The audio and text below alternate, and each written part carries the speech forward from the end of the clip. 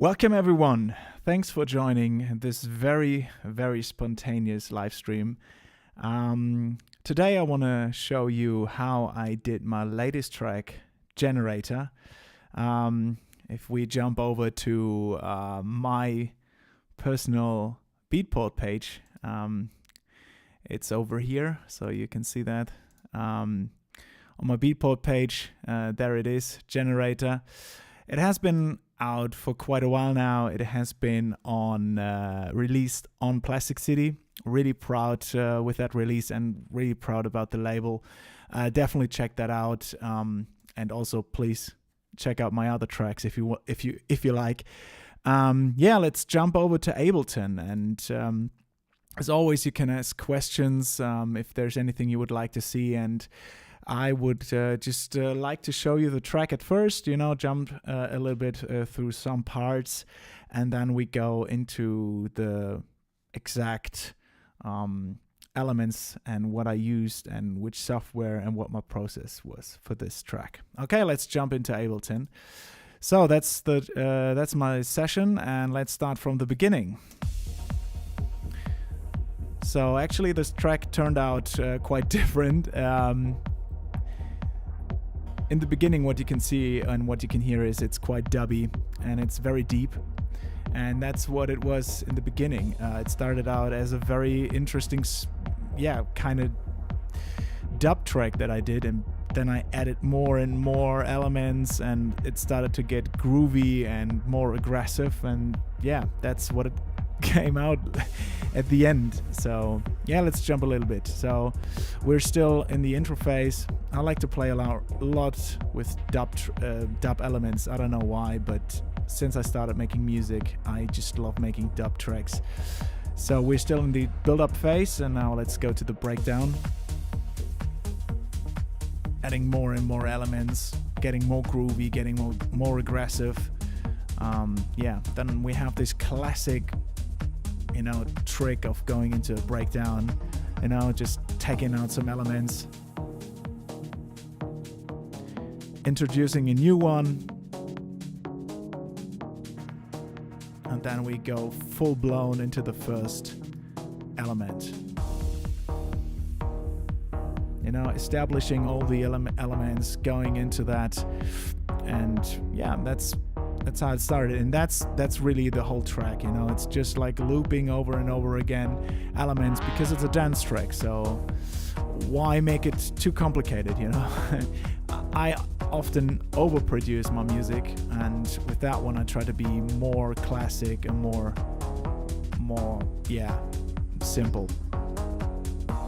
Cool down, just playing a little bit around with the Voyager. Basically that's the Voyager that I'm using as the main element, and then just having a final breakdown, giving everything, pumping the elements, pumping the groove. That's how it works. So let's go into that. What do I actually used for this? So probably some of you know that I'm a quite excessive user now of analog gear, and it's true for that track, but again, I'm just mixing elements. So let's loop that section. I started out with this kick drum. Nothing fancy, but the way that I did it was kind of cool, because I recorded that from the 1010 Black Music. It was just a sample that I had in the 1010 Black Music that I recorded from my Jomox, and as you can tell, it's quite heavily altered afterwards. So I like to use the Fab filter quite a lot for kick drums, because the dynamic elements in the Fab filter allow me to really take out elements that I don't like, but they need to be dynamic in so many parts. So that was pretty clever. There are some elements, where you can see that I've just taken out some parts and obviously resonances. So if I would go between those two, it's subtle. Hopefully you can hear that. But there are masking frequencies. So rather than having those really annoying frequencies, can hear the whook, whook, whook. No, let's go back to the classic one, to the edited one. So it's much cleaner. Maybe you would say, okay, this is nothing very special, but it makes a lot of sense in the whole mixing context, because if you would add up many masking frequencies, you would get problems, right? Because you add up so much dirt that is not really needed. So yeah, that's pretty cool. Then I used the Transient Master for that one, because I really like to work with audio in that case. So in this particular instance, for example, as I said, I recorded everything, and instead of just like working with envelopes, I used the Transient Master from Native Instruments, and it worked magics on that, because if I take it out, it's just too boomy, it's too long. So with that, it worked really well. Then I had an unfiltered audio bassment. I think that's how they call it. It's cool. Just used a little bit of saturation, then used the cutoff frequency to play around at around 70 hertz, just to give it more oomph, you know. Gets that really nice groove. Also, the 1176 from Universal Audio, I like it just because it sounds so bad. It doesn't sound bad, but it has that. I come from an area or from a time where those old school sounds, those 90 sounds were kind of like invented, because I come from the 90s, and I don't know, the 1176 it's not a plugin that everyone would say is cool, but it's for me it works. It gives just a little bit more pump. And in the last step, I have the Fab Filter Volcano. Don't use it except for just filtering out. Use it as a low cut for the build-up. So that's it. So that's the kick drum, and because you have all those elements coming together, you need to be really, really deliberate with your effect choices. So that's what I did here. I really filtered out some stuff, added a little bit, and still, it wouldn't sound the same if I would use MIDI, because even though it's a kick drum and it's just 4 on the floor, I looped them, and its audio just sounds different for me than MIDI. I don't know why it is, but it is for me that case. So here you see the automations that I did. So for the utility, I also have a utility on every track at the last stage, because then I can do independent from the track master. I can do volume automations, so I can do volume automations without changing the overall mix. That's my first thing. So the next element is the bass. So let's put them together, and that is just a freaking nice thing. That bass comes from my Taurus AS1, and I just recorded it into the 1010 black box, 1010 Music black box, and just had that really nice quality to it, like a freaking big sound. It was really good from the get-go, if I listen to that alone, just a really nice sound. And then I had again like frequencies that didn't worked out,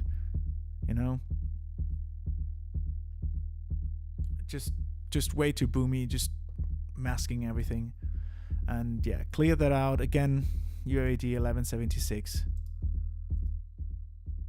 Just at this point, it's just adding a little bit, noise, distortion, and a little bit of course volume. And then again, unfiltered audio basement. I don't know. And then I used the compressor. So here we are seeing the classic sidechain effect. Sidechaining the bass to the kick drum. That's without the kick drum sidechain, and that's with it. And again, because I wanted to have, I don't know if that makes sense, but so I had the Transient Master on on that one again because I wanted to change the settings again. So yeah, that's the last thing. And yeah, the transit master just took away again a little bit from the sustain. So let's hear both elements together, and maybe I show you how that works with the with the sidechain. Why not? Already pretty cool effect, pretty pumping. Really like that. Yeah.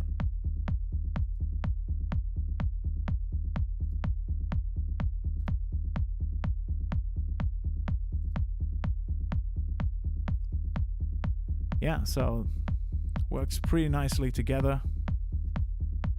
And yeah, that's how I started everything. And yeah, let's go to the next element. So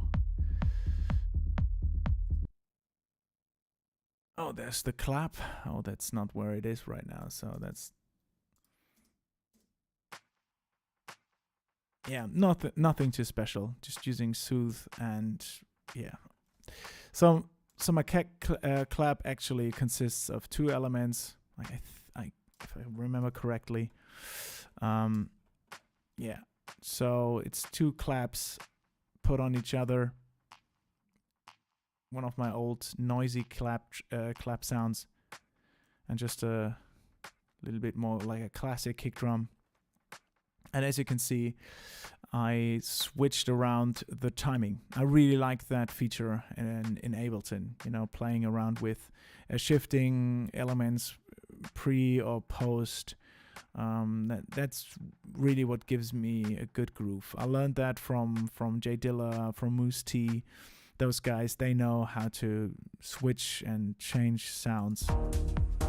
It works really, really well because the kick drum in this case comes a little bit forward, both, and you get a little bit more like a snap in that, which I really enjoy. So yeah, that's really, really cool. You know, and I could switch around the whole clap track. You hear that? You know, so you can play around with the timing. You know, shift it forwards or afterwards behind the downbeat. Makes a lot of sense for me. And then also, that's a loop that I got from somewhere. Just pretty cool. But I also, oh no, I didn't do that on that one. But normally, if I have loops, I play with them quite a lot. So as you can tell, I shortened the decay on that one, and also I have my groove pool with some MPC swing or anything, and I normally throw that on the loop, onto every loop, so that I have a more unique groove to the loop as well, you know, because I'm usually try to swing around with certain elements, and if that loop doesn't fit the track, then I try to play around with it a little bit. So the next element is the ride. Yeah, that's an old ride that I came up with, I guess, from my Octatrack. Yeah, just really dirty one, just cleaning up the frequencies using Soothe again. Just so that I can work with the elements. And then a crash, you know, just coming every 16 bars, and a fill element that I also have. Let's hear that one. It's coming in there. Whoop. Yeah, it doesn't make sense alone, but if I play the whole thing.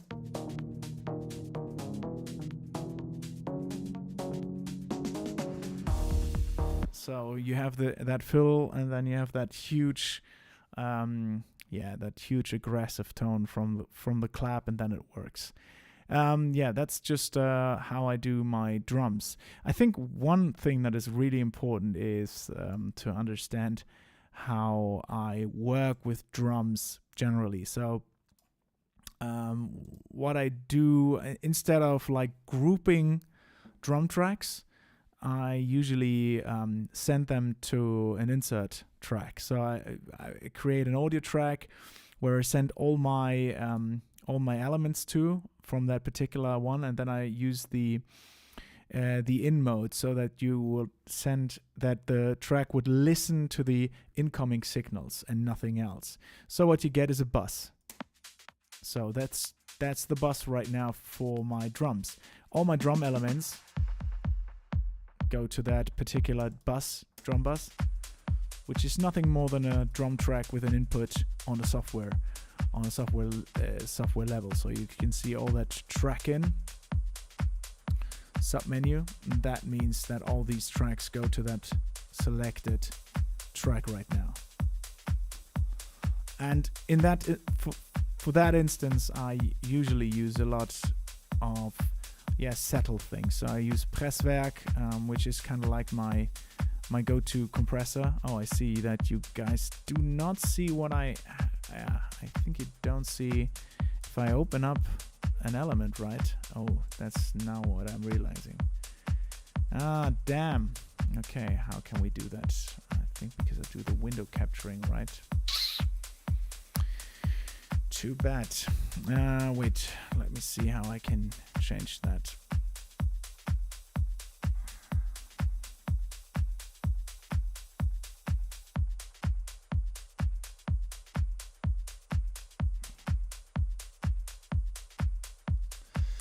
Okay, so we have to do a little bit more magic, I guess. So I do that.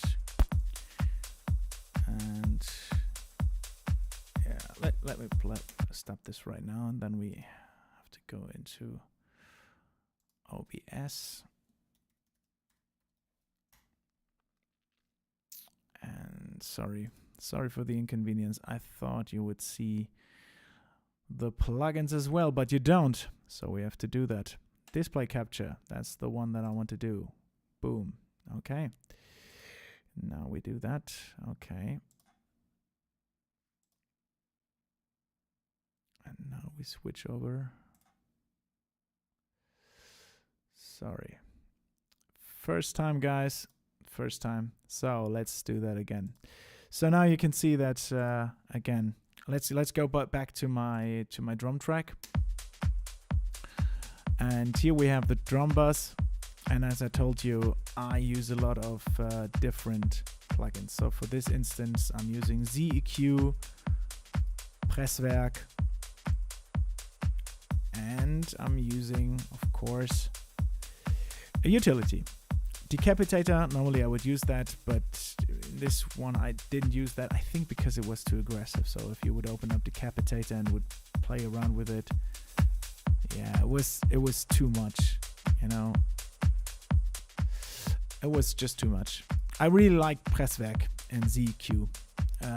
If you have something that sounds decent already, and you just play around with it, then it works magic. You know, it's Presswerk especially. You know, apart from making everything louder, it also gives a nice oomph, and I love the Bass Magic preset on the ZQ. It's wonderful. So it's great.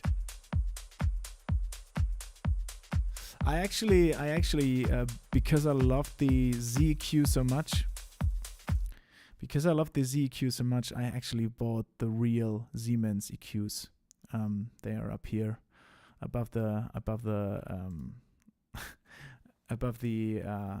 alpha compressor. If you can see that, and they're in live, they're even better than the software. They're just, oh my god, they're so beautiful. One of the best sounding EQs ever, and from now on I will use them on the master bus and also on individual tracks as well. So I bought the plugin first, and then I decided to go for the actual hardware. So let's continue. So okay, so more and more elements coming in, And I think the most important thing to understand is that sometimes you have to play around with elements. It took me very, very long to get to this, to get to this stage. So if I would actually go into the history of this project, what you can see is that I had like, in combined like 5 or 6 different, 1, 2, 3, 4, 5, 6, around 6 different versions of this one, and they all sounded different. And that's what you have to do sometimes, right? You have to play around with elements in order to understand them, and to take away stuff, then you add stuff again, and that's the name of the game. So let's go back to the actual project and what I did. So now we are taking, again, that's the drum bus, and let's go to the whole sound. I think the next thing that's really cool is the lead. And the lead actually is a really interesting combination of my Voyager, which I recorded quite a lot. Again, like UAD stuff, Pultec. So it's audio from the Voyager, and then I added other stuff on top. Oh yeah, that's the MIDI track, and then there's the audio from the Voyager, and I think I had to warp it a little bit, because at first, oh no, it works fine, because sometimes the MIDI is a little bit dodgy, but in this case it worked, and I just put them into a lead group, and in that case it made sense because it was just all the things combined, and I added some reverb and delay just to give it a little bit more like interesting elements to it. So then we played around, like adding live automation. That's the latest thing that I learned. Play with the synth. It's a damn instrument, play with the instrument and make it more organic. It pays off. Because if you would just do like the normal automation stuff, right? What's the point? What's the point of having just like everything automated and everything together, and just like everything in one place, and it's too pristine. It's not like that's what music is all about. It's more about the elements that you have and the things that you put to it. It's more than just like one element that is clean. It's like it needs to be dirty. It needs to be like organic. And if I would play everything in the computer, it's just too boring for me, essentially. So yeah, I play around now a lot with hardware and try to make it a little bit more, like I said, organic, and try to play around with elements. Oh, Dean is there. Hey, Dean, great to see you. So yeah, that's the main element. Really, really, really dirty one. And again, everyone that tells you that the Voyager sounds uninspiring or flat,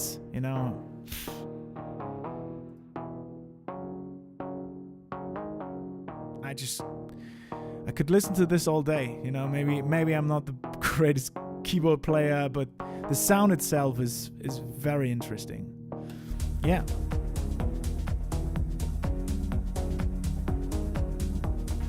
So that's the next thing that I had to do. So yeah, what's the next thing? Oh yeah, AS1. So to rise elements all over the place, which is also doubling the lead line, the doubling of the lead melody. It's just AS1. And again, it's just one of those things where everyone would tell you that the AS1 is boring. I actually love it. It's one of my favorite things that I use. And here, for example, I use the decapitator. You make it a little bit more aggressive. Pultec again, compressor, all those fancy things. I just yeah, just really enjoy the way that everything works together here. Oh, and then I have another, I think I have another lead line from the AS1. Oh yeah. Oh. Yeah. A lot of, yeah, and again, just make it a little bit more interesting. Yeah, playing around with phaser, with the auto filter, just doing loads of things to make it a little bit more dirty and play around. You know, it's like that dubby thing. So yeah, I added a lot of elements to that, but it's not that much actually, but it worked for me. And at some point I had to stop, and I asked the label, and they said, "Hey, it's great, just work it." And then yeah, what I do nowadays, rather than just using everything on the in the world, you know, like mastering plugins, I can show you what my master bus looks like. It's empty. The only thing that I added here is the utility, and I just added the utility because I wouldn't be loud enough for the live stream. So normally I would even have the utility plugin on it. And it's not that loud right now. So we're playing around with, you know, we're peaking around minus 22 dBFS. So I'm listening not very loudly, and I'm not producing very loudly. So this is what I'm doing. And I'm just putting the utility back on, adding 12 dB FS, just that you can understand what is going on. So yeah, that's it essentially. The rest that I did is just like with everything, you know, created a synth bus the same way that I did with the drum bus. You know, it's just all the tracks routed to that particular synth bus, and there I used nothing. Worked. And then if I feel fancy at some point, I would use the Hermes. So the Hermes is so if I'm finished with the final outcome, and if I'm happy, what I do then is I do my own premaster. And my own premaster consists of using the outboard gear, running everything on the master bus, or I bounce it at 48 kilohertz and then have it in Logic, and then bounce everything again to the tape or to the tape machine, or run it through my compressors or my outboard gear. So that's how I usually do my kind of pre-master. So rather than running everything at once, you know, because you know you can throw your plugin your whole plugin library onto the master bus in order to make it, you know, sounding interesting. I rather have everything very dynamic, and there are different philosophies to that. Some people like to use the master bus as, you know, some people like to mix into a master bus compressor. They like to do that, you know. Just I know how the master bus compressor reacts to that. That's how many records were done in the 80s. They were using the classic G comp, you know, from SSL, and then they were driving the compressor in order to mix, and that's how they worked. For my case, I'm at this point where I like to work without anything on the master bus, have it as dynamic as possible, and mix it within the tracks. So I throw something on the drum bus, and then I use some elements. You know, maybe in Ableton, where I'm like, okay, these synth elements, they need a lot of delays and compression and sidechain, and then I have everything already pre-mixed, and then the master bus is just flat, and then I use my other plugins and go in there and just try out different things, because I think for me it's cool that I can kind of like, you know, concentrate on the production part, and then later I'm just, after I did some did some, drank a cup of coffee or went for a walk, or just let the track rest for like 2 or 3 days, then go into Logic, not seeing the automation, not seeing what I have been playing around with. That feels really cool, because you reset your ears, and then I work with my gear. I can show you a little bit now. So I play with my compressors, and I play with everything. But let me show you what I mean.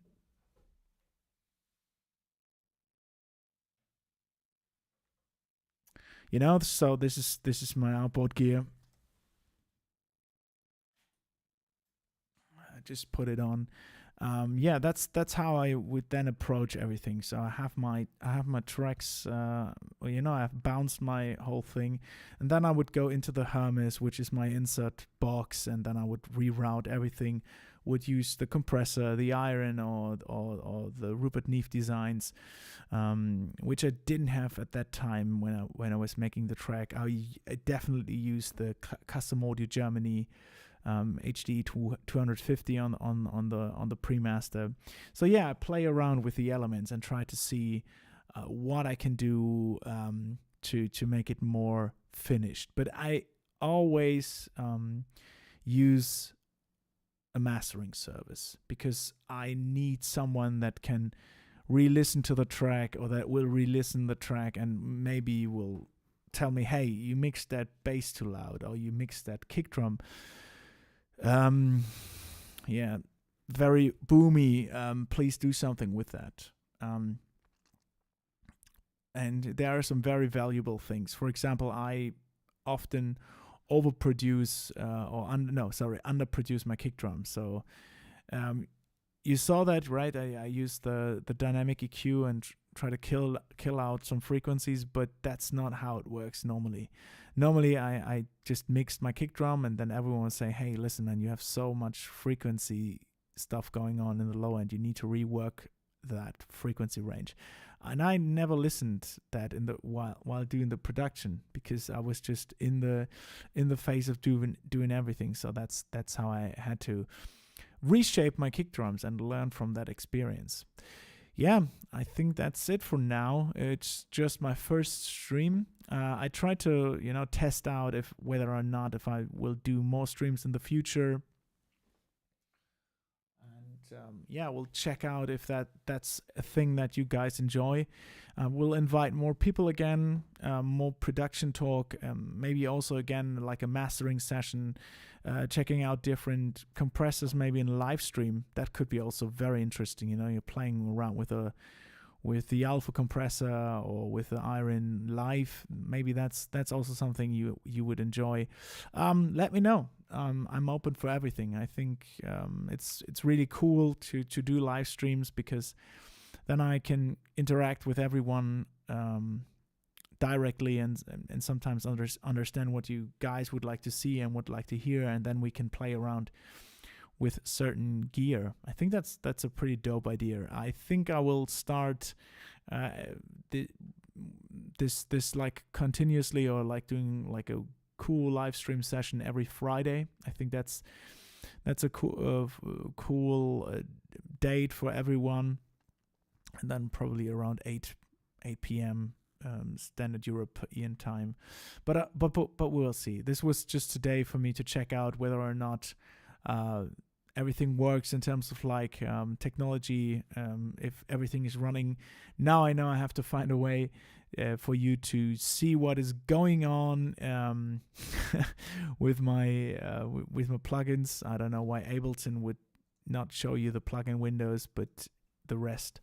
I have to find a way to make that work. But that's how I approach generally my mix. Let's listen again to some parts of that, and then we maybe have some questions from you guys. And if not, that was my first like test stream to see how in the future I will do my live streams. Okay, let's take a listen again to my track.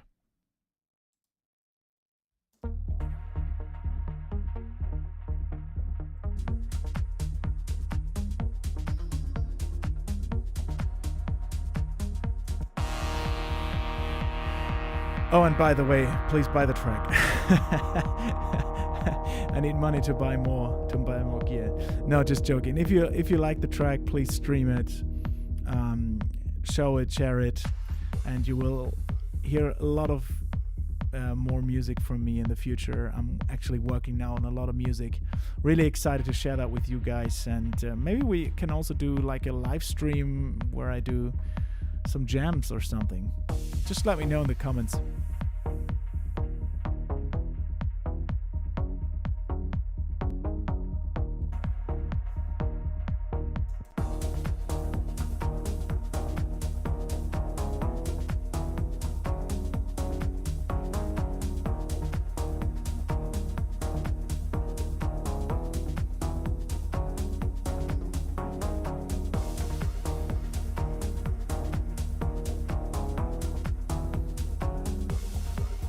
And that's the outro.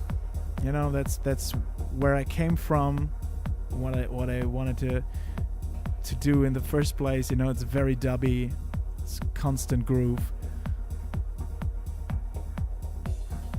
And then if I go to that part, you can hear the dubby elements.